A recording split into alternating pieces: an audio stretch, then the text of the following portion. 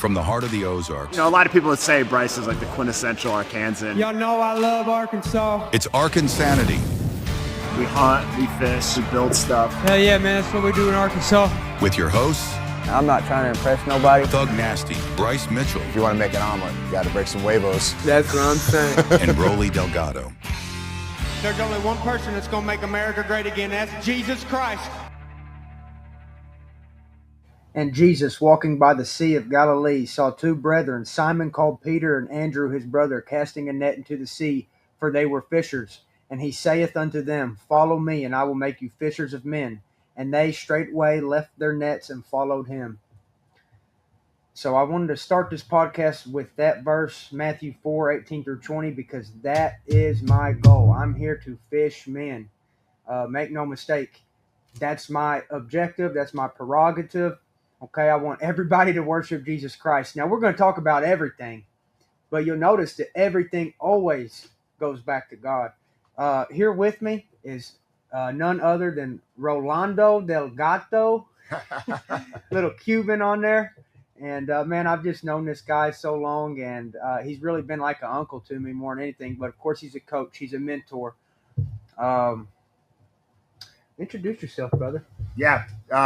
So I'm one of Bryce's coaches. We're friends as well, and I'm just a little bit older than him, but we both had kind of similar paths. I bought some land, spent all my money on the land. I lived in a camper for a little while before I built my first house. You know, he lived in a camper a lot longer than I did, but he bought land pretty young and did that. You know, we both were professional fighters, or he's still a professional fighter, both love jiu-jitsu, both love hunting, both love homesteading, both love prepping, both love what we think America stands for. And yeah, so I'm pumped to be doing this podcast with him. We have a little bit different personalities, and so we've had great conversations on all the fight camps that we've had and all of the fight trips. And so I think it's going to create a great dynamic, and I'm just really pumped to be here and to be doing this, even if it's midnight on one of the coldest days in Arkansas history. Oh, dude, it's freezing right now. If you go out there and pee, it's going to freeze up your winter. Freeze the pipe. It's going to freeze the pipe, brother. You know, so the dynamic between me and Roli, dude, it's amazing. And we disagree about just as much as we agree about, but the love is still there. And that's what's going to set this podcast apart from other podcasts, because you're going to see me and Roli just, you know, just talking back and forth. And the biggest disagreement, of course, is I believe the Bible is literally true, word for word, as it was written. I believe everything out of the Bible, that Jesus died, 3 days later, he rose from the dead. Roli does not quite believe that. But this podcast is going to reveal his transformation, because I've been praying it on him. And by the end of this, he will worship Jesus, because that's just how God works. God's timing is perfect, and God wants to see this open dialogue between a believer and a non-believer. And not too long ago, me and Roli's conversations were all about how we came from monkeys. And because I wasn't a believer just 5-6 years ago. I was not a believer. And most people have this misconception that I'm just this perfect man of the Lord because I get up there on the microphone and praise Jesus Christ. I went through a dark period in my life where I was wasting my life away. And then I called upon the Lord, and he saved me. And I'm going to share my testimony later, because most of y'all is probably tired of hearing it. Some of y'all who ain't heard it, it is incredible. It was a supernatural experience. But, you know, everybody's testimony is not going to be something supernatural. You can actually reason that God exists and that Jesus is God by pure logic, and by understanding history, by understanding the Bible and how it's true. You can reason that Christ is Lord. Jesus Christ is Lord. So that's what's really going to set this apart, is we're going to be talking a lot about that, and conspiracies, and fighting, and redneck stuff, you know. So it's going to be a great time. Yeah, and we you know, this podcast, Bryce just got back literally like a couple hours ago from the inauguration, so I've got some questions on that.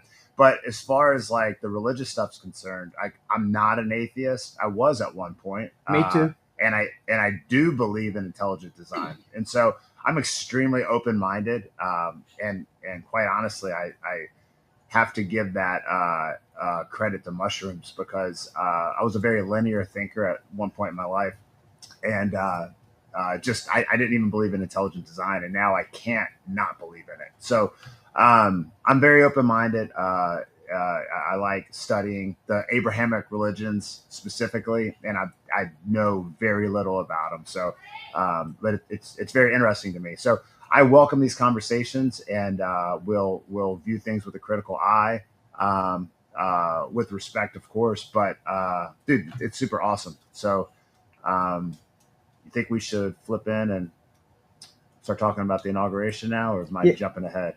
Well, the first time we met, I got to tell them about the first time we met. So I was training. I was 16 years old, maybe 17 at the most. But Roli was a pro fighter at the time. I'd maybe had one amateur fight, probably not even. I was just training for my first fight.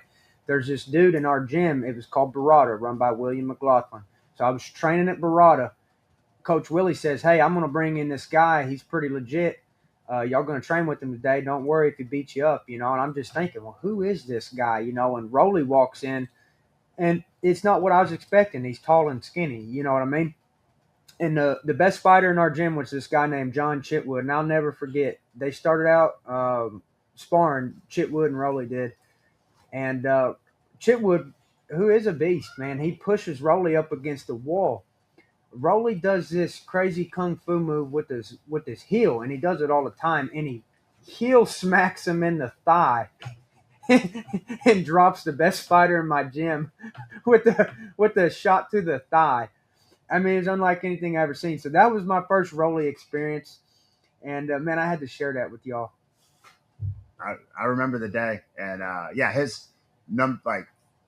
first coach, number one corner man, is like my best friend, and William McLaughlin, and that's really how we met. And I remember that day. I came up to Cabot and sparred, and it's just like a cheeky little thing I do, and I heal people, and I have this weird timing with it. Let's see if I can get my leg up here. I'll show you what he done.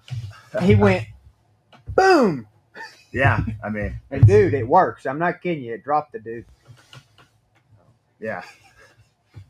Don't try that in a street fight, though, man. He trained, and, he practiced that a couple times, so don't rely on that. Well, hey, let's thanks for telling that story. It makes me sound like a badass, so I'll take it. But dude, like, life's wild. I remember being at, I was working your corner. I forget who you fought, but just looking over and seeing Trump there and just realizing that was the Emmett fight. Was that the Emmett fight? That was the Emmett fight. I remember Trump. Yeah. He was like 20, 30 feet away, and I was like, "This is wild," And I remember your last fight against Crone and Dana White coming back and saying that Trump had texted him to tell you congratulations. And then you get the invite to go to the inauguration, which is just wild. So first, the first thing I want to ask you is, like, what was the most, like, we'll talk about a lot of it, but what was the most memorable thing? Like, what was the thing that you left going like, oh, wow. Hands down, praying over Conor McGregor. All right. Hands down. And, I knew about a day before that Conor McGregor was going to be there. And I knew that I was going to approach him. And I was thinking, what do I say to an Irishman, that I've never talked to before, that we're just kind of worlds apart. I don't know nothing about this guy. And I thought, you know what? I'm going to uplift him with prayer if he allows me, because I also saw that he started worshiping Jesus Christ. And so I thought, you know what? This man's going to let me pray for him. There's no doubt. And I actually prayed Ephesians over him. Ephesians, I marked it in my Bible with sticky notes. For y'all that don't know this verse, let me show you real quick. This is Ephesians 6:12, and this is what I prayed over Conor McGregor. Of course, the prayer started with just thanking God for who he is. I asked for repentance, that we would be forgiven for our sins. I just told God how magnificent he is, and that he's the creator of all, and thank you for everything he does. And then when I got into really focusing on what Conor McGregor needed, I went Ephesians 6, because it's something specific that I think that he needed. And so here it is, Ephesians 6:12. For we wrestle not against flesh and blood, but against principalities, against powers, against rulers of darkness of this world, against spiritual wickedness in high places.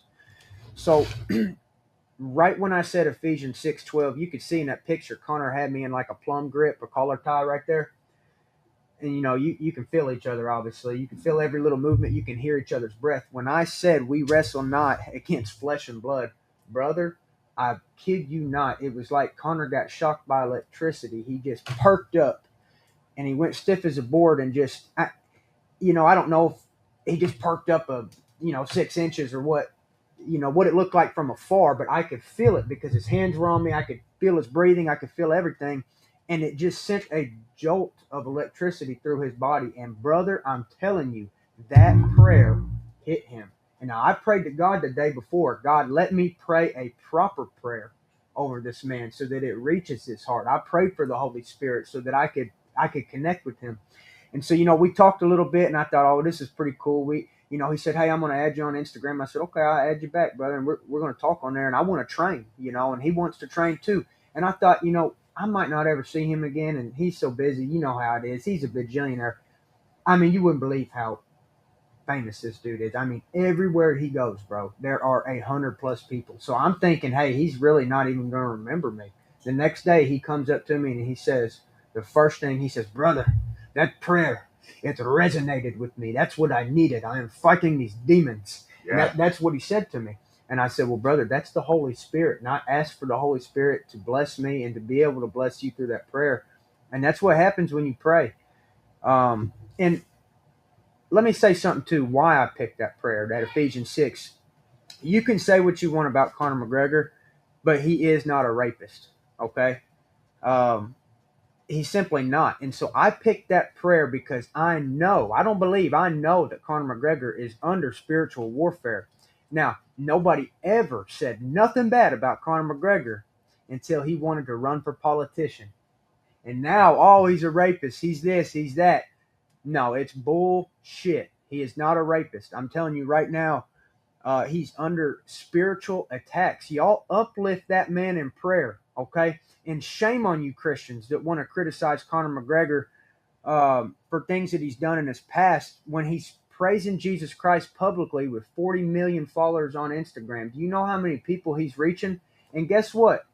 Here's what I got to say about all y'all criticizing Conor McGregor for sexual impurity. Would you look King David in the face, in the sight of God, in the kingdom of heaven, and call him sexually impure?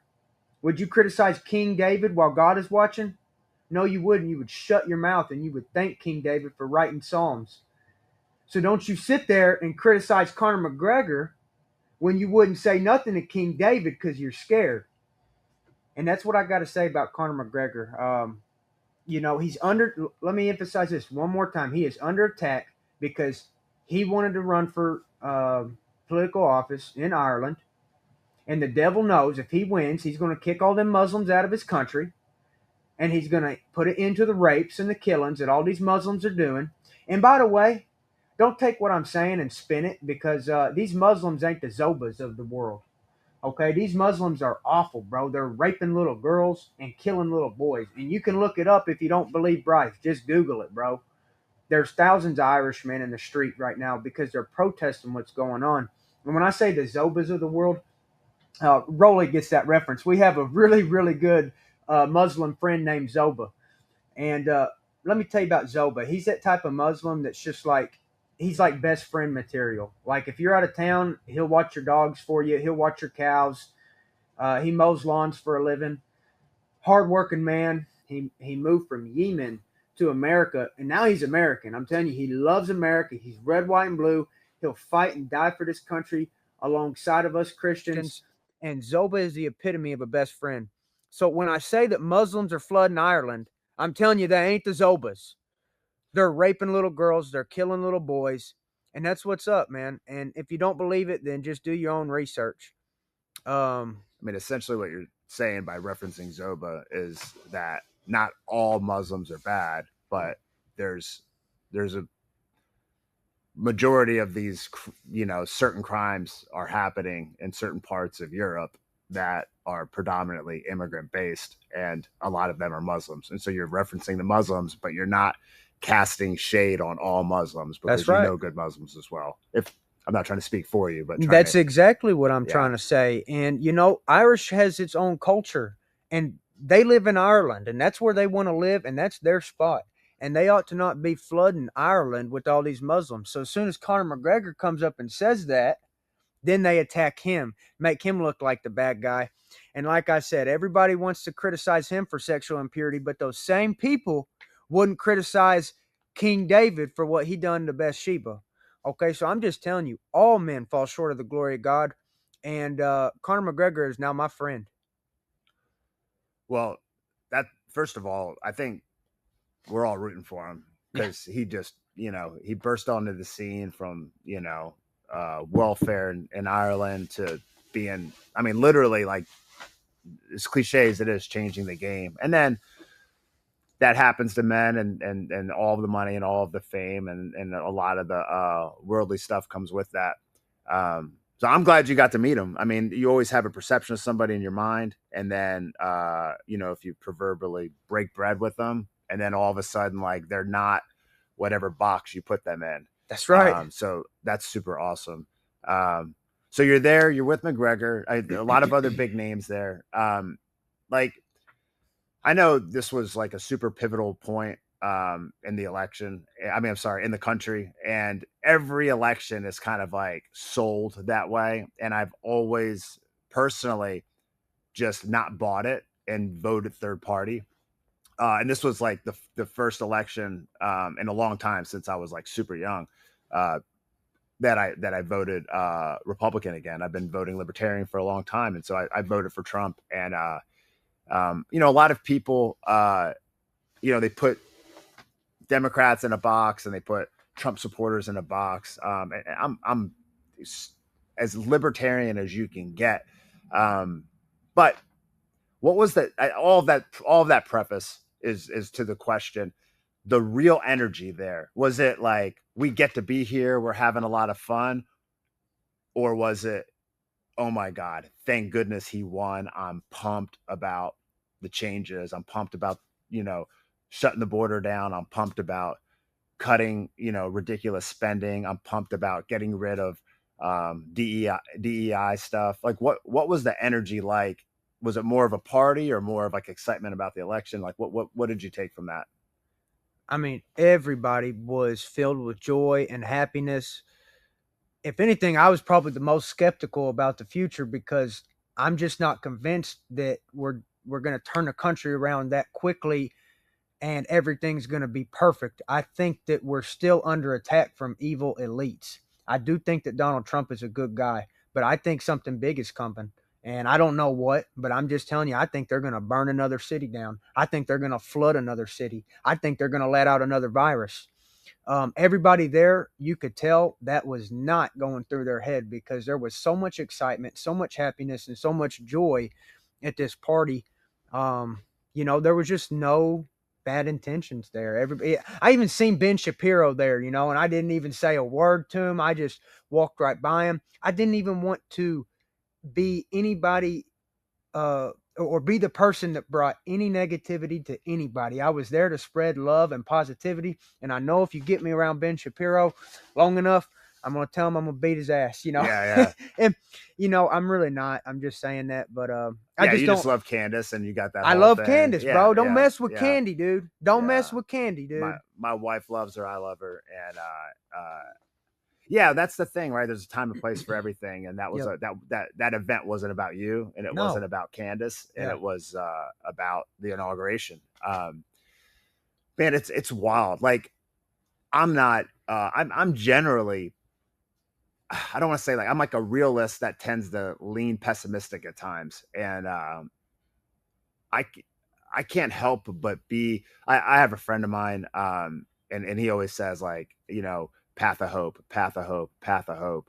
And it's like, if the path of hope and the path of fear led to the same place, you would choose the path of hope, because why would you make yourself suffer on the way to the destination? And so right now I'm hopeful that we're going to get spending under control. Yeah. I'm hopeful that we can make some positive changes. Obviously, I mean, I have a lot of opinions on this, what Peterson would call like the postmodernism movement, and basically the vacuum of like secularism and what took its place, and things got crazy. Ooh, some wickedness took its place. Some weird stuff took its place, brother. Yeah, and speaking of, I seen a big old tranny there, about 6'3", and that was the only girl in that whole party didn't look good, because that chick had a dick. It was Caitlyn Jenner, bro. Caitlyn Jenner was there? He was there, brother. Did you talk to him? No, dude. I'm so sad for those people, bro. It's just depressing, and but there's no hatred in my heart. But no, I didn't want to talk to him, and I'd like I said, I feel bad for those people, man. They need help. They need prayer. Well, I don't know. I can't speak for anybody else, whether they're gay or transsexual, and I'm perfect. I don't know what, I don't know what his situation is, and he's obviously, and I'm not calling him a he to be disrespectful. That's a he. I'm not gonna call him a she. I would be disrespecting myself if I call him a she. That's wrong. In fact, it's a sin. If he was here, it's a sin. If Caitlyn Jenner was here and he was like, Roelly, I'd really rather you prefer to me as a she, I would, out of respect for him. It wouldn't be out of fear. It wouldn't be because the government made me. It wouldn't be for political reasons. I would just respect his wishes. But anyways, you said his. Yeah, I did. You said his, Roli. Yeah. How dare you talk about her like that? See, here's the thing. I don't give a damn. I'm not gonna call him a girl. Now, I'm not gonna say some things to his face that I would say behind closed doors, because it's offensive, and it's not good for a Christian to do that to somebody's face just to hurt their feelings. But one thing I'm not gonna do is call him a her. And I would uplift him in prayer as much as I could, and I'd say, look, you are my brother in Christ, and I'm here to help you as much as I can, but I'm not going to help you by calling you my sister in Christ. In fact, like I said, that's a sin for me to stoop down to that level. But like I said, can't disrespect them. Sure. And it's like the Stoics say, and I don't know which Stoic it was, but when you think like, are you going to say something? It's like, well, like, do you know it for a fact? Like, were you there? And like, is it true? And then the third thing that I really like is like, will it do any good? Mm-hmm. And like, is that going to do any good? And if the answer is no, it's like, there's no reason to rile somebody up. I like that. Yeah, that's a good way to nip gossip in the butt when someone wants to come talk to you. Will it do any good? Will this conversation be productive? Well, first, like, is this did you hear it? Did you hear about so-and-so? Or like, did you see it? No. Okay. Do you know if it's true? No. Is it good? I mean, will anything good come of it? And it's like, well, let's just skip it. So the Bible talks about that too. It says, don't gossip, there's the parables are amazing. I learned something the other day. So I've got this, like read the Bible in a year thing. And so instead of reading it from Genesis to, Revelation, it breaks it up into chunks and stuff. Actually, I didn't read it, and I didn't learn this in there. But basically, I think I saw it on YouTube. But the Bible can be confusing, and it said like, well, why does Jesus teach in parables? And he answers that question. Does he? What? I believe his answer exactly is because they have ears but cannot hear. They have eyes but cannot see. So maybe if I say these things this way, they will maybe understand me. Really? That's because the apostles ask him, why do you speak in parables? Okay. Yeah. I remember some type of reference to that. Another thing that I had heard is that there wasn't, a lot of people couldn't write. A lot of people didn't have books. And so they would remember parables. But if you're just like listing off like facts or like rules, it'd be hard to remember them all, but you remember a story. You do, and that's how oral tradition can carry on. And so I thought that was interesting. And it's true. That's how people remembered things, is stories, and it has a lot of, my favorite part of it is the Bible is so tied in with agriculture. And for example, you reap what you sow, and I've got a verse over here written on the wall. It says, This is Proverbs 24. It goes back to agriculture, which is kind of a parable for life. The sluggard will not plow by the reason of the cold. Therefore shall he beg in harvest and have nothing. So that's a farming and agricultural parable about life, because everybody back then farmed. You know, they didn't have a fancy society like we had. They understood the value of farming. And what God is saying there in Proverbs is that you're going to make excuses in the winter not to plow, and come harvest in the spring and the summer, you're going to be begging for food because you didn't plow in the cold. And brother, take that and apply it to your business. Take that, apply it to your marriage. Take that and apply it to everything. And that's why those parables are so amazing.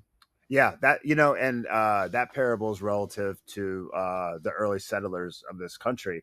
When they first got here, they tried communism, and then you know, somebody didn't feel good that day, they wouldn't go work in the field. If the pregnant women were pregnant, they wouldn't go work in the field, and it failed. And so everybody became responsible for their own food, and then everybody gets up and they get to work, whether, you know how it is, like when it's your business, anybody that owns their own business, you wake up and you don't feel good, you still go to work. That's right. But when you work for the state, you work for the government, it's like, I got a sick day, I'm going to burn it, you know? And that's like the great example of like, if that kind of matches that story. So absolutely. Yeah, I love, and I think, like I said, I like kind of reading, and I haven't read, again, you know, just, I'm interested in the Abrahamic religions, but like a lot of these stories, like they are great stories and I like reading a lot of the Stoic stuff. Like truth is truth. And so it lasts, you know, as long as we're going to be around, it's going to, you know, the truth is going to be the truth. And so it's neat.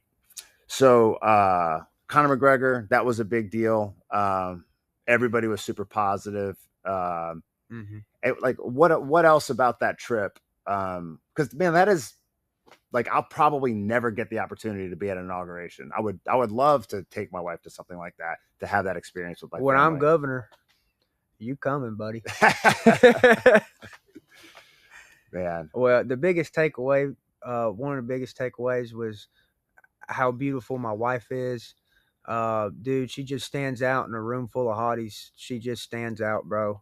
If your eyes work, then you know what I'm saying, bro. I mean, look at that picture of her. She's stunning. She fancied her hair up that night, but so I got to give the credit to Aaron. And then the people that I was around, you know, I got invited by Tucker Carlson's crew. So Tucker Carlson has kind of like the Charlie's Angels, but they're Tucker's Angels. He has 3 chicks that work for him. There's a picture of all 4 of us in there. But anyways, these 3 women are phenomenal. They know all the celebrities. They know Mike Tyson, Vince Vaughn, Tony Hinchcliffe. You know, they know all these people. So they're introducing me to these people, man. Oh, you got to meet Hinchcliffe. Oh, you bet, bro. Dude, he is a riot. Yeah. I'm a huge fan. Me too. I'm a Kill Tony fan, man. I've watched it so many times. Yeah, we talked about Ralphie May. He said that Ralphie May was one of his best friends. Now, Ralphie May's a comedian from Arkansas, so I'm partial to him. So, of course, I brought up the great Ralphie May to Tony Hinchcliffe. But, yeah, dude, it was awesome. Yeah, I sincerely, I am super pumped that you got to do that. I'm pumped Aaron got to do that. And let me say, like, you guys, people will ask, like, oh, man, is Bryce just putting on an act? You know, is Bryce, he doesn't really believe that or this or whatever. I'm here to tell you, like, Bryce is authentic, first of all. He's obviously very eccentric. And I'll say this behind his back and to his face, like, he's crazy. Yeah, there's a spectrum of crazy, but he's on the spectrum of crazy, right? But you know, obviously, like, we're friends, right? He's honest and he's very literal. And so that's when people ask me about Bryce. I was talking to Den Thomas one time, and I was like, look, he's literal. So, like, when you're talking to him, like, he's telling you exactly what he means. But anyways, he's a nut job. He lived in a camper forever, you know, and he didn't need to, but, you know, he's cut from a different cloth, and that's why he's Bryce, and that's what it takes to compete at that level. And I am hard on my friends, whoever they're dating, their girlfriends or whatever, because I think the world of my friends. And when I met his wife, I couldn't believe how normal she was. Like, I mean, she's a beautiful girl. She's very normal. everybody loves her. I mean, just this guy got so lucky with Aaron. My wife loves her, and my wife isn't the easiest woman for other women to get along with. And I mean, they're really good friends, and so I'm just amazed because this guy here, like, girls, there's tons of girls that want to be with this guy, but after a weekend with them, they're packing their bags and they're running home. That's right. And he knocked it out of the park with Aaron. I love her to death. She is an absolute sweetheart. So when he was talking about her like that, I just want to emphasize how normal she is. And then we have Bryce. And speaking of that camper is essential in my development because that camper is what you can also call a litmus test. Do you know what a litmus test is? Well, it's like a filter is what you're using it as. That's right. I get me a girlfriend. I bring her back to that camper. And if she don't like the camper, then she don't make the cut. And I'm telling you, Aaron lived in that camper with me for over a year. We got married, had a child, and the camper's a 35-footer, brother. It's a 35-footer. It's a 2000 Dutchman for y'all who go camping. I mean, not a big camper, brother. So the first 2 weeks that Tucker was born, this was right after the Emmett fight. I'm living in a camper that's 35 foot. The baby's sleeping in the living room with the space heater on him in the winter. And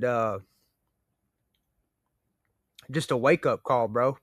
Just like, we'd wake up and I was building a house by hand, and then Aaron would say, get out of bed, get your ass out of bed and go build that house, and I built that house by the grace of God, and he blessed me with Aaron. But dude, she pushed me to build that house because I'm trailer trash, bro, and that's just what I am deep down.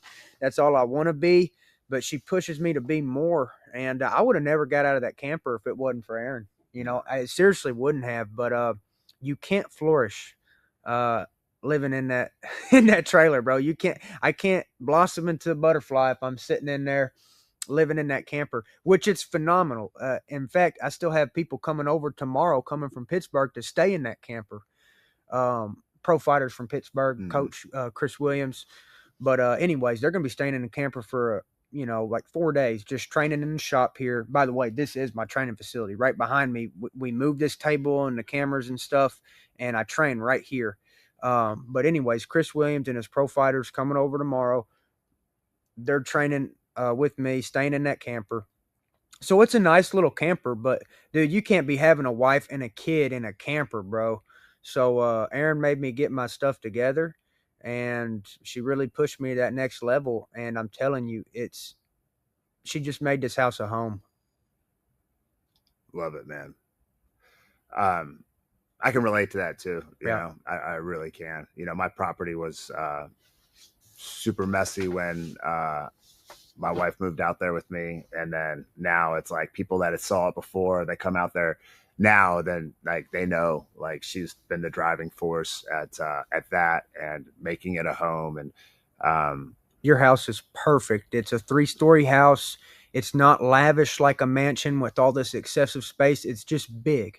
It's not a mansion. It's just big. It's nice, 3 stories. And you know my favorite part about the house?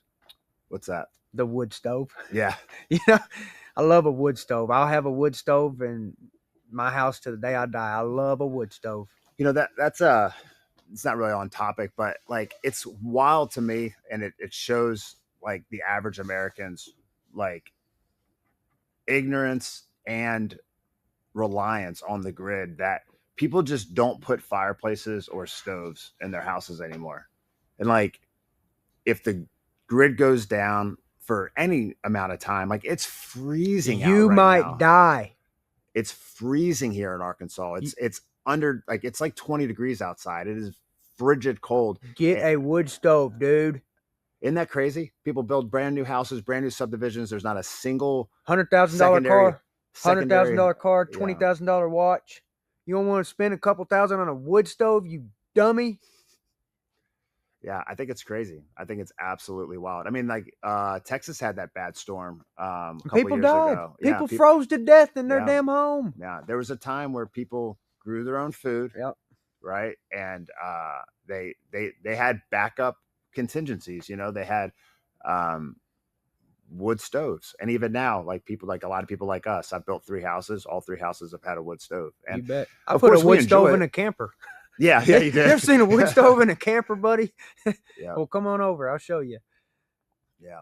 So, anything else about the inauguration? I think that's the big deal. And then you can show me some of this proof of biblical, historical stuff that you wanted to talk about. But before we get to that, I mean, I just can't, like, I wasn't there. So, like, seeing you in a tux was hilarious. But you dress up nice, man. Thank you like, very so much. just like, you know, and it's hard to look good next to your wife, you know, but you got that suit on, and it was a great tux, man. So Thank you so much. You did your thing. Yeah, my favorite part was the red tie, the white shirt, and then the blue pocket square. Did you notice that? I didn't notice the blue pocket The square. red, white, and blue, bro, especially up against that flag, it just screams America. Mhm. And that's the look I was going for, you know. And, you know, I'm trailer trash, but I was fooling them. Yeah, hey, no, I did just to see you get that experience was amazing. I mean, the whole, like, honestly, like, this whole thing, like, I'm excited to be doing this podcast. We're going to talk about all sorts of cool stuff. There'll be episodes where we're talking about different meals that you and I have cooked with Wild Game, and we'll have all of these great stories and stuff. But, like, kind of just being a part of your journey. I remember one time we were in the cage. I don't know if it was the Edson Barboza fight or another fight, but, like, you won. Maybe it was Charles Rosa. No, it wasn't Rosa. There was a crowd. And I remember telling you, like, just stop and just take this in for a minute, like, be present. And like, there's just, like, these different, like, amazing milestones in your fight, you know. The first fight in the UFC, pulling that off against an extremely tough opponent, hitting the twister. You know, it was just like, that's one of my all-time favorites, bro. Yeah, yeah. If I think about that too long, I'll just start crying. Amazing, dude. And an amazing trip. We had a great time in Washington. Yeah, you ate all that pho. Yeah. Oh pho, my yeah. God. Yeah. You ate all that. I was so worried about you making weight, and you just dropped it all I was off. 67 on that week. Scared me. I was on the phone with his. I skipped a day to visit some family right outside of DC, a couple hours. And I was on the phone with William McLaughlin. I was like, dude, you got to get him under control. Like, he's eating all the sodium. Like, he's not gonna. I was like, I had all this anxiety. That was a big one. You know, when you had the Rosa fight, that was a big one because Rosa had a lot of hype on his ground game at that point, and he was really hyped up. And so I was really interested to see that dynamic. And then it was just such a one-sided fight. You landed a few twisters, just you know, we didn't get the finish from that, but that was like a great milestone. And that's when you got the camo shorts, you know, so that bled into that. That's right. And then, for another big one for me, like there's all these milestones, like the Andre Fili fight. The Andre Fili was the fight where I felt like that was the fight that was going to break Bryce into, like, that made me a man, fighters. bro. Dude, that fight made me a man. I broke my hand in the second round. He busted my face open. And, I just remember, being in a lot of pain that fight, and just questioning myself, but then at the same time just thinking it don't matter, just keep fighting. And I never thought that I was out of the fight, but you were winning the fight. I was concerned though, you know, because I knew something was wrong with that hand. My left is my power hand, so, you know, that, like I said, that fight made me a man. Yeah. I became a fan of Fili's studying his film for that fight, and I knew that was a fight that was going to be a breakout one for you. And then it was.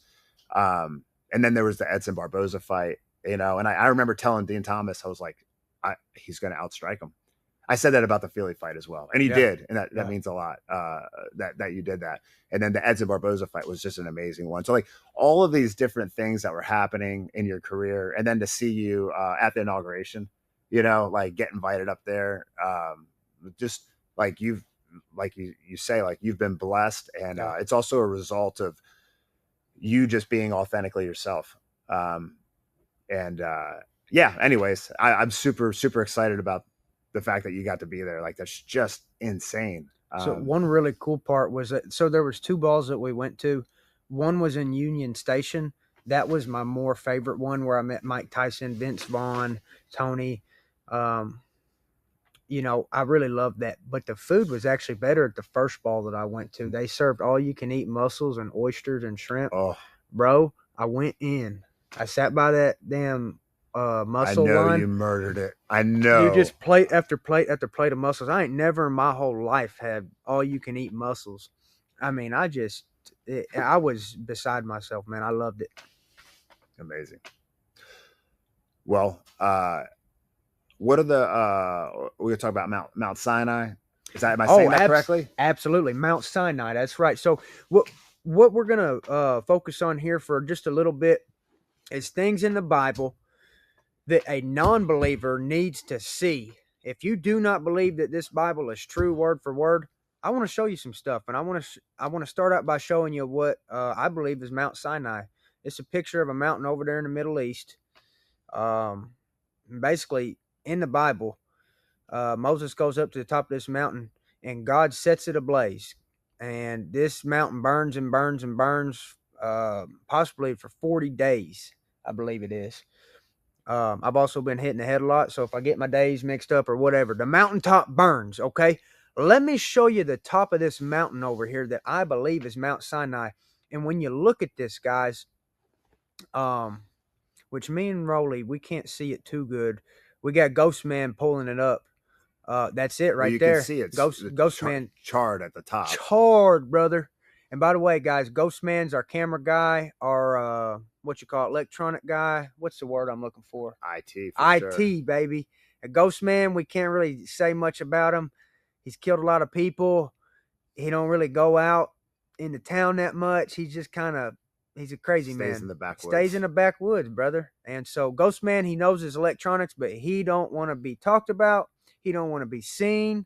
And so we call him Ghost Man. But Ghost Man's on a computer right now. He's pulled up a picture of what I believe is Mount Sinai, talked about in the Bible. So what interests me more than anything is I want to hear, what does a non-believer say about this mountain? How does the top of a mountain stay intact but get perfectly charred? There's no trees around it to burn, and the rocks themselves are burnt, and it's a nice, crisp, straight angle of burn. It's not just like jagged burns. You can tell one top of the mountain was burnt and the bottom was not. So what kept that perfect line of symmetry for that burn to occur? Because if it ain't the story out of the Bible, brother, I don't know what it is. And what is the story out of the Bible? Moses goes up to the top of Mount Sinai. This is an Exodus, I believe, which I need to read all of this, okay? I am not a Bible scholar. If I get something wrong, don't tell me I'm going to hell, okay? I'm trying to preach the gospel to people because I love them with all my heart, and that's what Jesus Christ commands us to do. And by the way, if you're going to read the Bible, we were talking about this earlier, I suggest you start in Genesis, read all of it. Then go to Revelation and read all of it. Then read some Gospels. And then read, I think perhaps the two most impactful books of the Bible are going to be Psalms and Proverbs. If you're like me and you want to feel something that just talks to you, Psalms and Proverbs, the Gospels, Matthew, Mark, Luke, and John is what the Gospels are. The book of Acts, incredible. Matthew, Mark, Luke, John, and then Acts are incredible. But I started with Genesis and went to Revelation because it's kind of like cheating. It's like watching the beginning of the movie and then the end of the movie, and then kind of grasping everything that's going to happen in between coming afterwards. That's how I like to read it. But some people like to start at Genesis, then go Exodus, Leviticus, just read it in order. That's not how my brain works, and that's not how I like to read it. So I suggest you read the Bible however you want. But personally, I went Genesis and Revelation. But anyways, this is an Exodus, which I have not read thoroughly, okay? Moses is leading the Israelites. Hey, Ghost Man, am I right about this? About Ghost Man knows the Bible, bro. Like, he's read it multiple times. All right, so I'm right. Ghost Man said so. Moses is leading the Israelites. They've turned to false gods, bro. They're worshiping a golden calf. Like, they're worshiping objects. That's how lost these people are. They're literally bowing down on their knees. And, oh, hell, the golden calf. Is it possible that the golden calf is a parable or a symbol where they're not actually worshiping a golden calf, but they're worshiping gold, and they're worshiping like money, and that's what they're worshiping, and it's not literally like that they're worshiping a physical idol. And this is just a question. Like this is the best explanation I've heard for calf worship, which is very popular in India. Yeah, is that Hindus. the people eat the mushrooms that grows out of the cow manure. That's right. And then they think that the cow is God, the vessel to God. That's my best explanation. But Roli, I don't think that it had anything to do with money. They didn't have a lot of money. These people were roaming around in the wilderness. They were just desperate. If it's a golden Wait, calf. that's true. That's true. It could. But let me tell you something about humanity. We worship things. We were designed by a creator to worship. And if you do not worship God, you'll worship libertarianism. You'll worship Donald Trump. You'll worship your wife. Oh, you're bad off if you start worshiping a woman. You're going to get whooped around, boy. I think you're right that we all are designed to worship.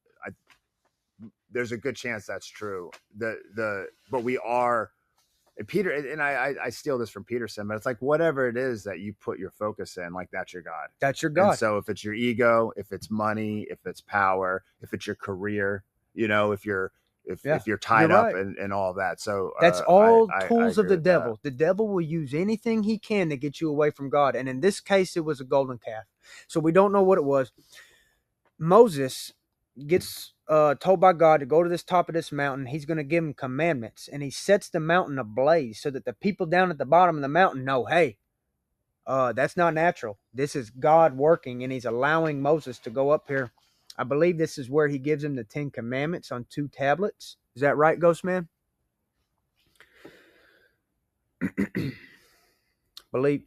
Yes, that's right. That's right. And so when Mount Sinai is burning for 40 days, Moses receives the 10 commandments on 2 tablets, comes back down, tells the Israelites, hey, God spoke to me on that mountain. And of course, he's just come down from a burning mountain for 40 days. Are you going to argue with them? I'm not. Mm-hmm. And all the people there, all the people that saw it, okay, they didn't argue with him. They went back to worshiping the true God. And so you can disagree with the story, but you can't disagree with that mountain being burned at the top. That mountain's burnt. How did it get burnt? Well, I believe that the Bible is word for word, literally correct. And I'm most interested in seeing what Roelly has to say, because I know his thoughts are the same as a lot of people who do not believe the literal story of the Bible. Well, so there's a lot of wild things on this planet, right? I mean, we do have fossils from the ocean on mountains, and so we know that. Well, that's because of the please say that one more time for people who didn't catch that. Where are the fossils? On top of mountains. That's because of Noah's flood, brother. Every mountain was covered by 20 cubits of water.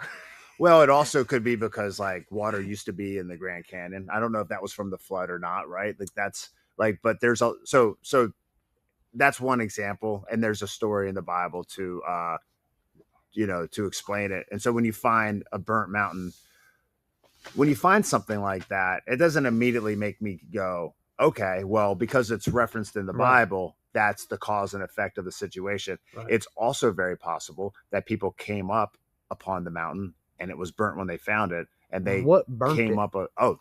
That's a great question. What burnt it with that perfectly straight line? And how did it stay burnt to this day? And at some point, Roelly, it is illogical to believe a story that we can't prove. At some point, though, there is so much proof that it becomes illogical to not believe the eyewitness testimonies that were there. When you're talking to a private detective, which I have seen interviews of private detectives, what is the number one most valuable piece of information a private detective can get? Where's his number one source of information? I don't know. It's going to be eyewitness testimonies, people that was there at the crime. Now, if they're proven untrustworthy, that goes out the window. But if that person has no ulterior motive, and after time after time after time, they never change their story for, say, 2,000 years, and then evidence after evidence after evidence backs up that eyewitness testimony, as a private detective, you have to say this person is true. They are valid. Something happened here, and I choose to believe them because they are the most trustworthy source of information I have access to. So when you talk about shark teeth being at the top of mountains, shark teeth being in Arkansas, you know, when I was in 5th grade, you know what we done in our school? Dig up shark teeth. How'd they get there? Well, I don't know, but there's this book called the Book of Genesis that says that the whole world was flooded underwater. Perhaps that could be how the sharks got in the middle of Arkansas, you know? And at some point, there's so much overwhelming evidence that you got to say, hey, there is validity in this book right here that has not changed a word for 2,000 plus years. And so Mount Sinai, okay, but very hard to explain. Yeah, and I don't have I'm not like as I try to. Okay, like how could it happen? Well, if it was a volcano, we would know a volcano was there. There would be a crater, right? It wouldn't be symmetrical. Yeah, there'd be a crater. Yeah, like maybe what like made those straight burn marks? Maybe a bunch of like broken meteors flew through, and like the way they hit them, you know, hit the top of the mountain, and there was just left the tip intact. And by the way, where's your evidence? Because now we're basing everything off of evidence. Where's your evidence of a meteor ever hitting the earth and burning something? Yeah, I don't have any.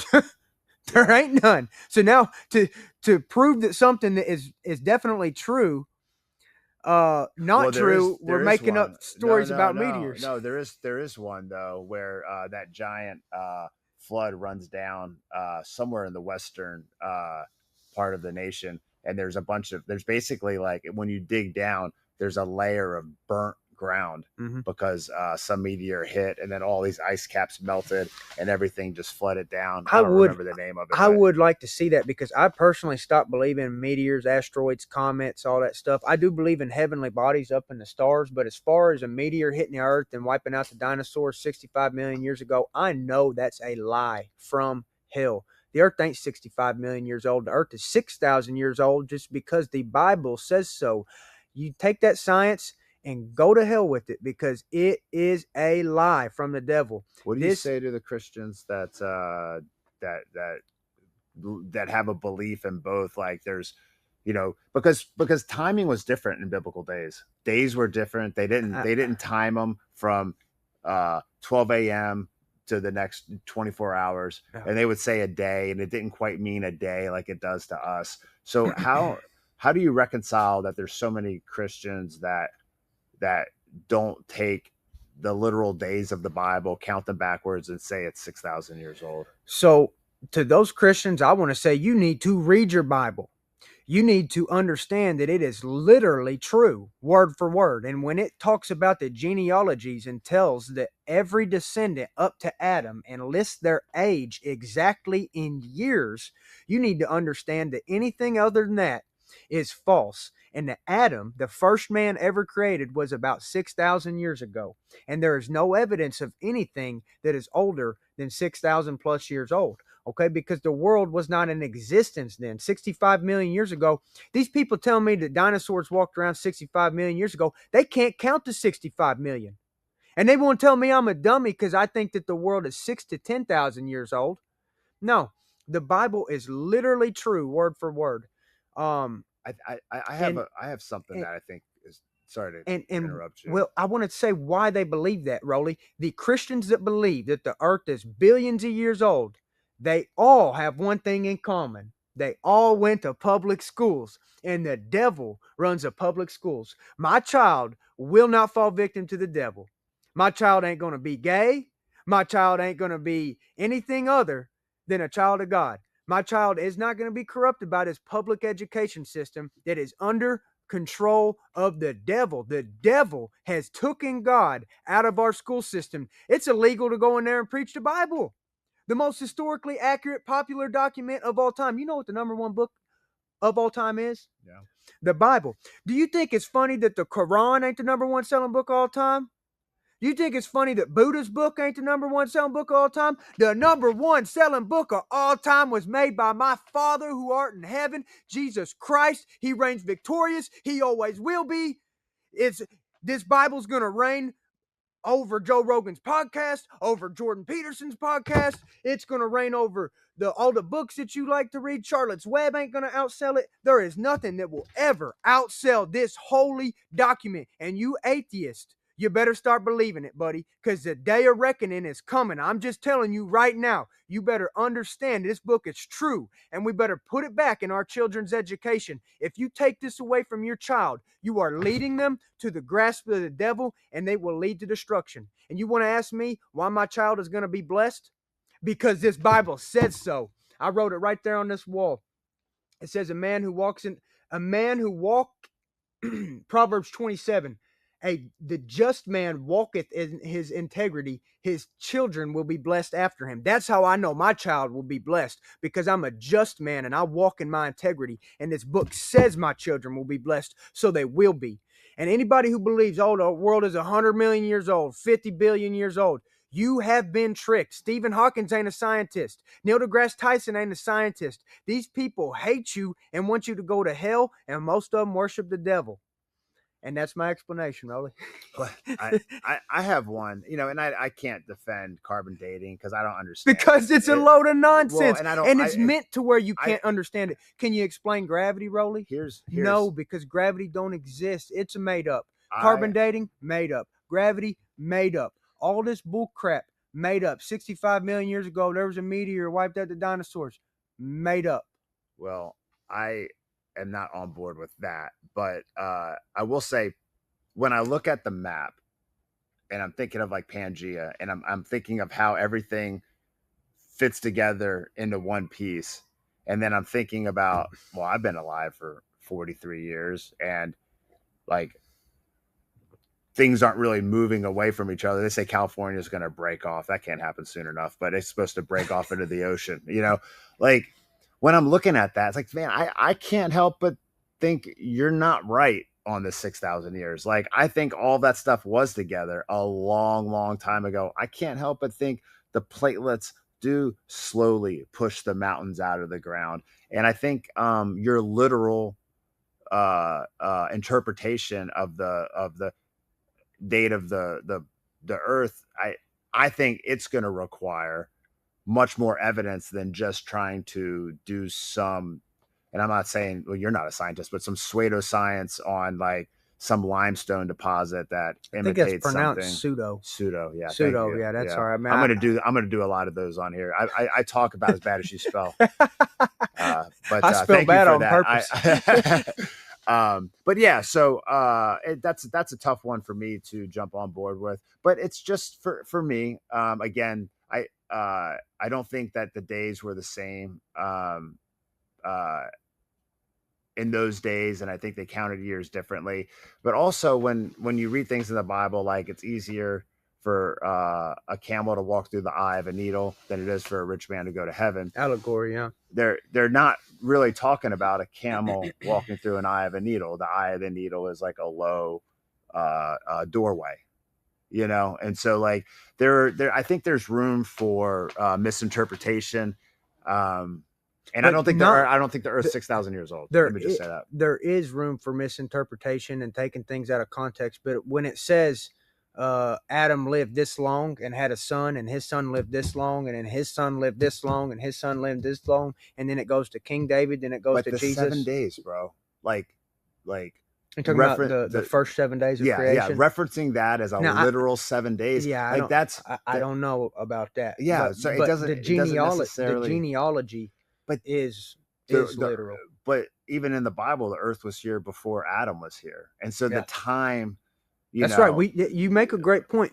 We don't know how long the earth was here before Adam. I personally think it was something about like days, because that's what the Bible says. But the days could have been years. It could have been poetry. But see, that's how I am. I'm a Baptist, and one of the tenets of Baptists is they tend to take the text literally, and that's what I like to do. And if the Bible said, "Hey, the earth was made in 7 days or 6 days," I believe it. I just my take on it, which is worth about as much energy as it's worth a lot to it. me. Yeah.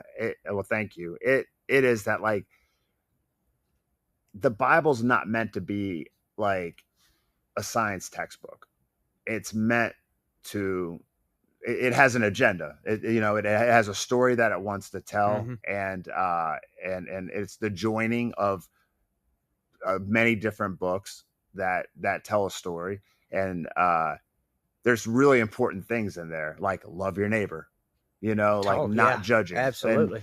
And the parables and like and a lot of the other Abrahamic books as well. So I don't really like personally, I'm not like super concerned with that because I already believe in intelligent design. So whether or not like evolution goes hand in hand with the spark that started it all and this and that, like evolution is a lie from hell, and it has nothing to do with the Bible. It's there are anti-Bible. types of evolution. Now to say that we came from a single cell is a tough pill to swallow. Oh, I agree with you. It takes more faith to say that we came from a single cell organism. There's actually there's nothing past. I agree with you. There's not three. This. There's not 3 cell organisms. There's not 4 cell organisms. There's not 5 cell organisms. It goes from like single to us. I'm with you, and I think I think nowadays like this whole, and like my generation, and maybe people a little younger than me, and I'm a little older than you. Like we had this idea that science debunked religion, and that was kind of how it was. I feel like that's how it was sold to us. Nobody implicitly said that, but that was kind of like that was the point of taking God out of the school, is to try to tell you that science is the new God. That this all leads up to Revelation, which there's gonna, and Roli, you mark my words, because I know what's gonna happen, because the Bible tells me it's all leading up to the mark of the beast. It's all gonna convince people there's no God, so that the world is primed for that Antichrist. Their people do not believe in God. They don't care about God. They don't believe in souls. So when the Antichrist says, put this mark on your head or I'm going to cut your head off, they just say, hey, I'll put the mark on my head, and they don't care. I want to tell you a story that is kind of relevant to that. One thing that I'm embarrassed of is that for my perceived social pressure, that I shut my gym down for a couple of weeks during COVID. And I wouldn't be embarrassed of it if I really thought that COVID was a danger to people in the gym. But I conformed and shut my gym down because I thought it was a strategic move, and I played right into the game. And that's something that I try to live in a different way now, where it's like I try to be very deliberate about not playing the game, because we really don't have to. You don't play. You're batshit crazy. Like you don't play the game, and your life is going swimmingly. You know what I'm saying? Yeah. And the people that are more authentic, like Jordan Peterson, standing up for what he believed in the face of losing his tenure at the college he was working at, like he became famous and became somebody who spread so much great information to so many people like me who enjoy his speeches and lectures. The people that are Tucker Carlson, he's killing it now that he left, right? Yep. And this so is the best thing he could have done is got fired from Fox. So I just wanted to say that, like when we're talking about, how did I even come into this bridge? What were you saying? I lost my train of thought. Shoot, I can't remember either, bro. I got a memory problem. But I do. Somehow it came to that, like we do need to be authentic and do what we think is right, even in the face of mark of the beast. I think is how that's right. Okay, that's right. You if you don't have that Christian backbone, that saying to yourself, "I serve God, not man, and I do what God says." When that mark of the beast comes, and everybody around you takes that mark of the beast, and then you see old Christian boy down the road get his head cut off, you're gonna succumb to the pressure if you do not have God in your heart. And I'm telling you, when you take that mark of the beast, your name is no longer in the book of life. The book of life is the book that Jesus reads as you enter to the gates of heaven. As you walk up to the gates of heaven, he pulls out a book, and if your name's not in the book, you don't go into heaven. You go to one of two places, brother. And I love you so much, bro. And I know that eventually I'm going to win you over with logic. You're a logical person. And I'm trying to prove right now that you can, by logic and reason, prove that a God exists and that the Bible is the path to the God, because it's the word of the God. And So, for example, Mount Sinai, okay, burnt to the top. Roli has no clue how it got burnt to the top, as anybody would when you don't have the Bible. Anybody that don't believe the Bible, let me say this, has zero clue. Zero. Zero clue how that mountain got burnt.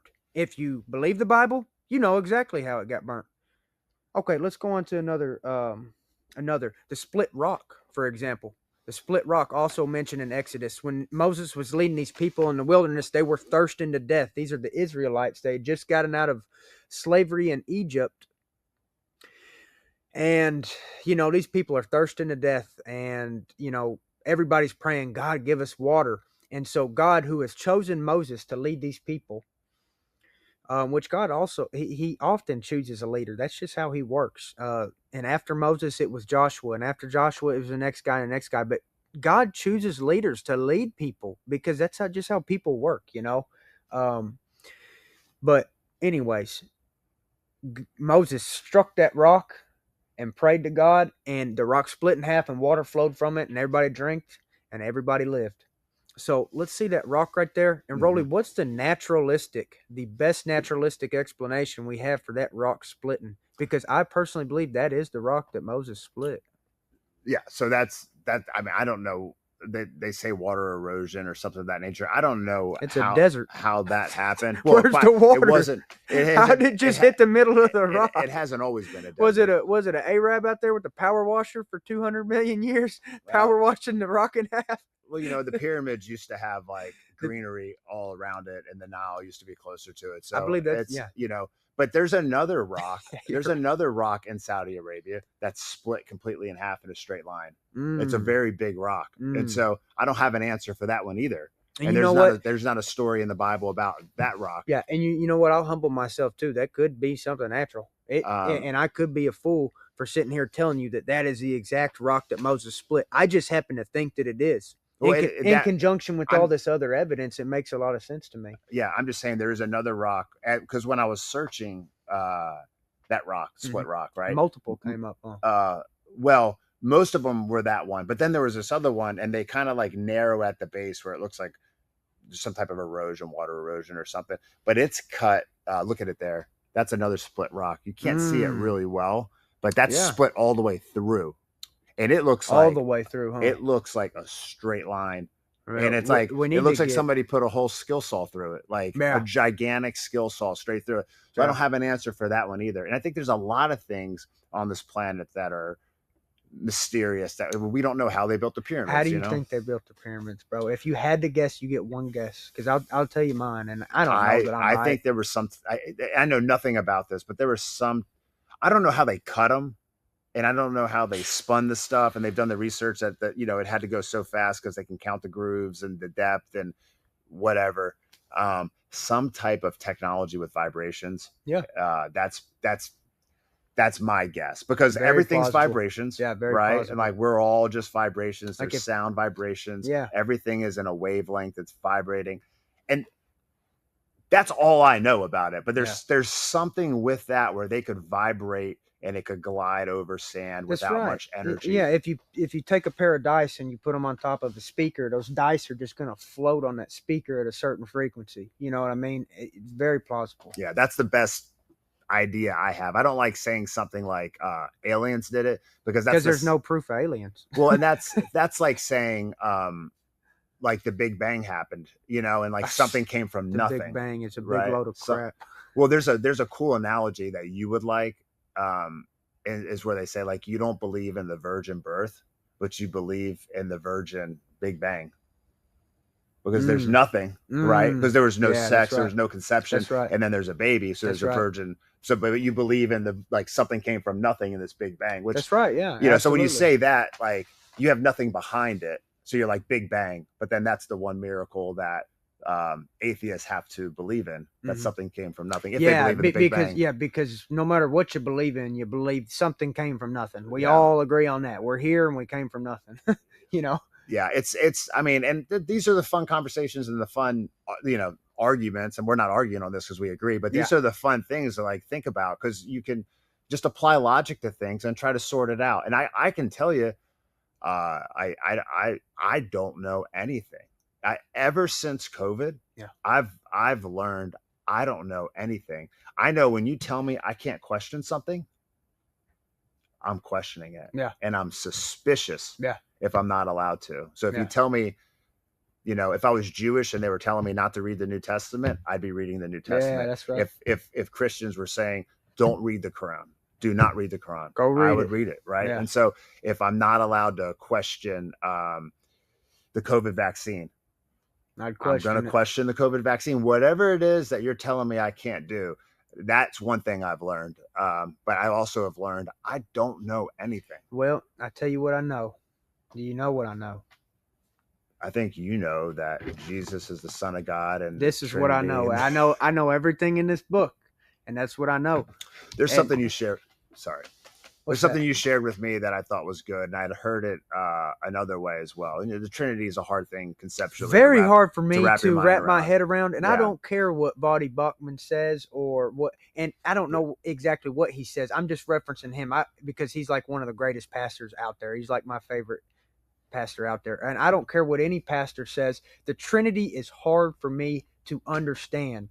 I heard a guy when Bill Maher was doing some type of show making fun of religion and stuff, and he asked this guy dressed as Jesus, playing Jesus at some Christian thing about the Trinity, and he said, and this relates to something you said to me. He said, well, think about it like water. It can be a solid, gas, or liquid.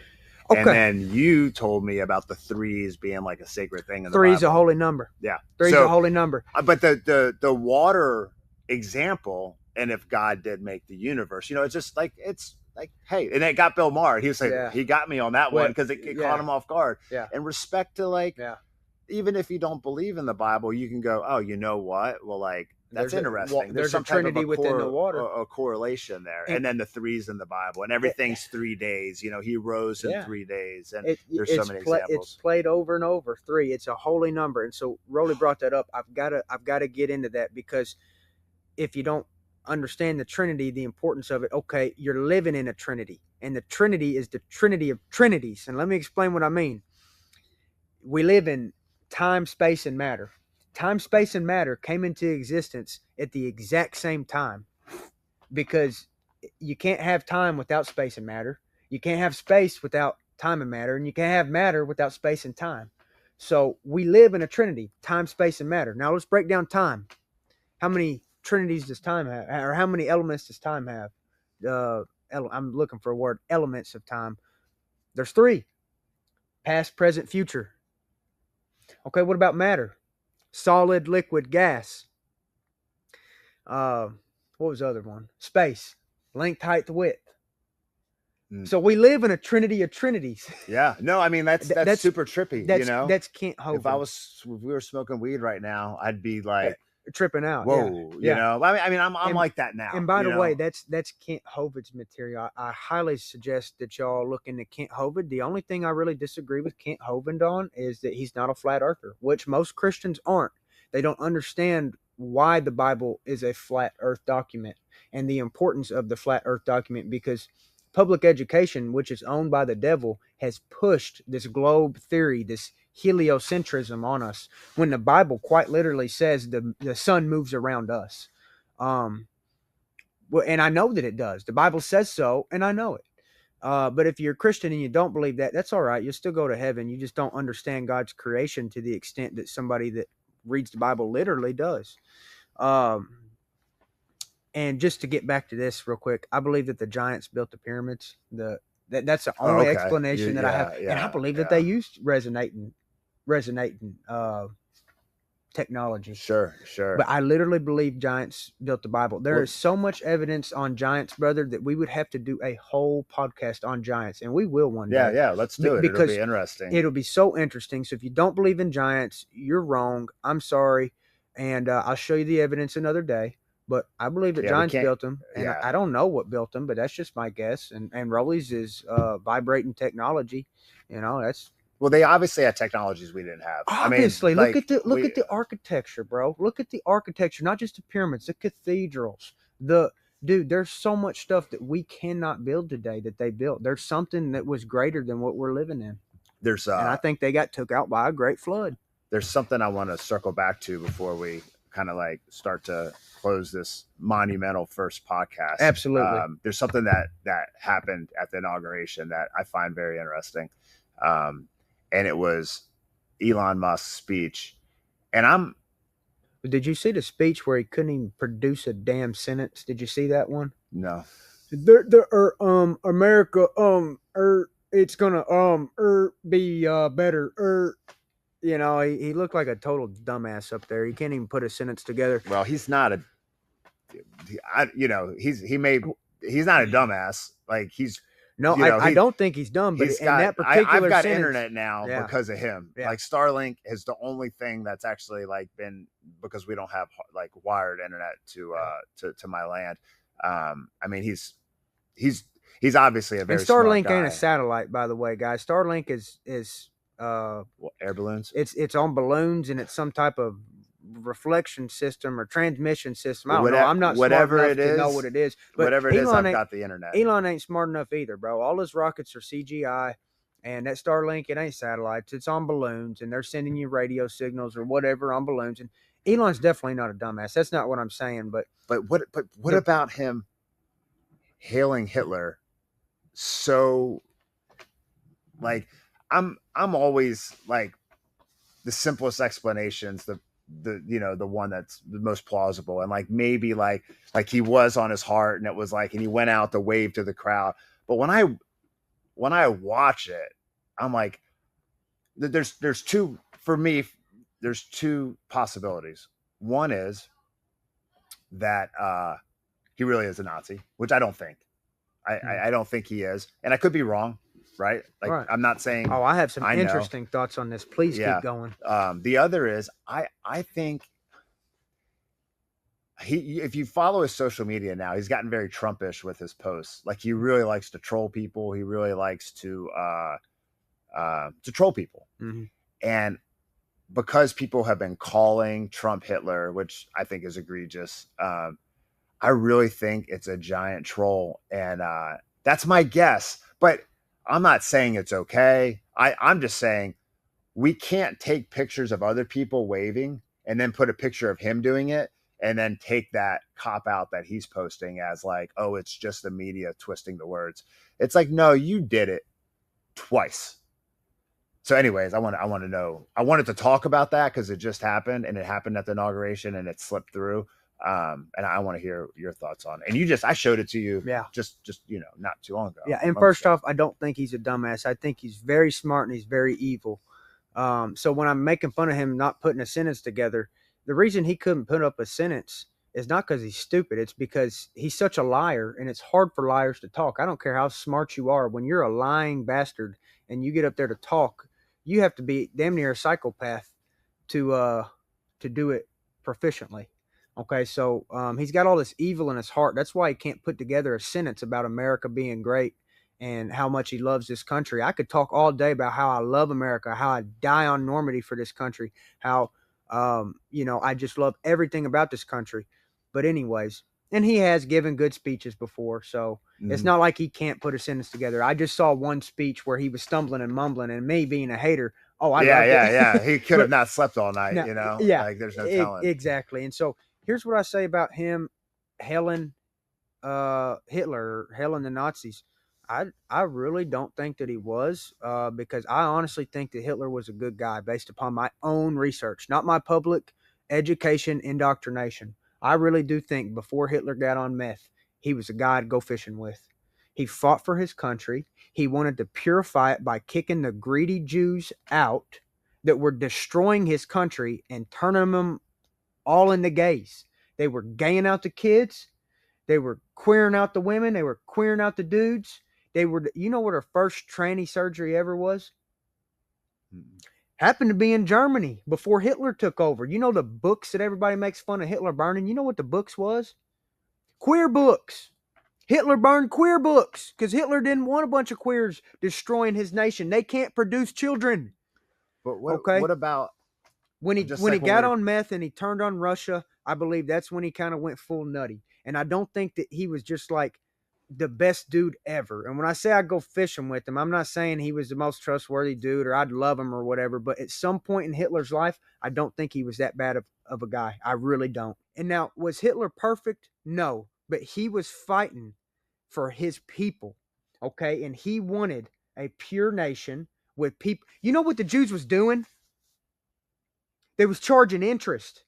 Christians aren't allowed to do that. Like, There's if plenty of Christians charging interest everywhere on the planet I don't. right now. If you need to borrow $1,000, Rolly, I give you $1,000, and you Well, wouldn't give me 1,100 back. You'd give me 1,000 back. Sure, But between you and I, these Jews were controlling his country, bro. They were so cold and starving. They were using their valueless money as insulation. They were stuffing dollars in their jacket to stay warm. They were burning dollars in their wood stove. Hitler comes up and says, hey, I'm kicking the Jews out of here because they're killing us with interest. And then now that he lost the war, he's the bad guy. Now, he ain't perfect. I'm not a Nazi. I'm not a Nazi.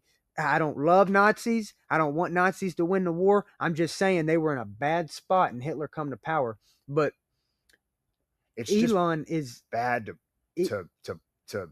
take out a whole, like, to put a whole race into camps when right. And that's what your public education will tell you, Roli, because you believe your public education, because you haven't done your own research. When you realize there's no possible way they could have burned and cremated 6 million bodies, you're going to realize that they did not. The Holocaust ain't real. What about the Bolsheviks when the Jews killed tens of millions of Christians? Oh, we don't want to talk about that. Well, I don't know much or anything. Well, let me tell you about the Bolsheviks. It's when these Jews come over and killed the shit out of all these Christians. And they don't teach that in your public indoctrination centers. Guess what? That's why Tucker's getting schooled on this farm, baby, because I'm going to tell Tucker the truth. And the truth is that history is his story. Okay? And history is written by the victor. Okay, Hitler lost, so you didn't get to hear his side of the war. You didn't get to hear how the Jews took his country over. You didn't get to hear what they were doing. And do I believe that he tortured Jews to death and killed them and all this stuff for fun? No, I believe that they were work camps and that they starved to death because his very army was starving to death. You know why they lost the war? They ran out of fuel. They didn't have food. They didn't have fuel. They had 10 million plus prisoners. How are you going to feed them? You're not. You're losing a war. They're going to die. And that's what happened. And I don't believe that he's that bad of a guy. But I'm saying all this about Hitler to say that, if anything, Elon Musk would be against Hitler because Hitler, he was for freedom. Elon Musk is for control. Elon Musk wants to put a chip up your ass and know every thought and control every move that you make. Hitler just wanted to free his people in his prime. Now, when he got on meth, I do think he went bad. I need to move this a little closer to me, or if you'll scoot a little to the right. But we can't talk about the Holocaust like it was a real thing in front of me because I don't believe it. I don't buy the bullshit that they try to tell you at the public school. I think that the biggest issue, there are things that you said, like Germany was in a bad place and Hitler was like super pro Germany and all of those things. But when you take a whole, like what we did to the Japanese during World War II, that was wrong. We can't take all the Japanese people and put them in camps. Okay? Well, let me justify that real quick. It's time of war. Did we kill those Japs? What's that? Did we kill those Japs? No. You know there was a large Japanese prison in Arkansas? No, I didn't know that. Arkansas housed a lot of Japanese prisoners in World War II because what Roli is talking about, when World War II went down, when Pearl Harbor went down, we couldn't trust none of the Japs. So all the white people and all the black people rounded up the Japs in America and put them in not concentration camps. That's a bad word. It was prisoner camps. They didn't starve them, though. They treated them very well, and it was very well known. Okay, Roli, here's the question to determine what's bullshit. You're about to go and get captured. You got to your east. You got the Russians. To the west, you got the Americans coming in. Which way you running, buddy? East or west? To the Americans. You damn right. You bet your ass. Okay? And so I'm telling you, we put those Japs in camp because we had to for the safety of this nation, and you bet your ass we'd do it again if we had to. It was a different time, brother. It was a whole different time. And also, I don't think there's as many Japanese people in America as there is today. Well, regardless, during wartime, I understand that like things are different, right? Things are like, different. But there's certain things that I can't. I think that there's a better way. For example, I don't think taking our best generation and again, like I know my lane is not to be a military scholar, but I can tell you there's a war in Europe. I'm not taking my son and sending him on the beach in Normandy. There's another way. And just flooding the machine gunners and running up our best generation, 17, 18-year-old kids, up a beach through water to storm France. I'm not going to do it. I'm absolutely not going to send my son, and I wouldn't go either. There had to have been another way. And I it was such an egregious loss of men to take that beach. I just can't. I can't. Let me try to justify it. Let me try to justify D-Day, because it does sound like a really bad strategy. We lost a lot of people. If they're not your kids, it is. Yeah. Well. I mean, say if it's your kids, Roelly, it is. But if it's Roelly, I know what you're saying, brother. I know what you're saying. You care about Americans. That's what you're saying. You don't care want about people in you general. Care about but like we can't fight every war, and that was Europe's war. So let me try to justify it, brother. The D-Day incident. First thing I got to say, did you know that 45 tanks were supposed to be with them to provide those men cover? You know what happened to all of them except 2? They sank. They got off that boat and they sank in the water. There's 4 men in each tank. So instantly, all of our ground covering tanks at the bottom of the ocean dead.